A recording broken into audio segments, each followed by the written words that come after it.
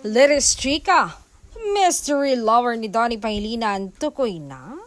Finally, sa maraming taon ng pagsisiyasat sa kanyang love life, tukoy na kung sino yung babaeng maswerte na buong pusong minamahal ngayon ni Donnie.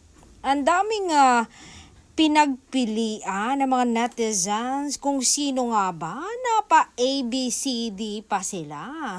Sabi nila, A, si Kisses daw, B, Catherine, C, Maymay, D, Bel Mariano, pero nandoon sa choices na pinagpilian ng mga netizens ang totoo at tunay na minamahal hanggang ngayon ng matinee idol na si Donnie.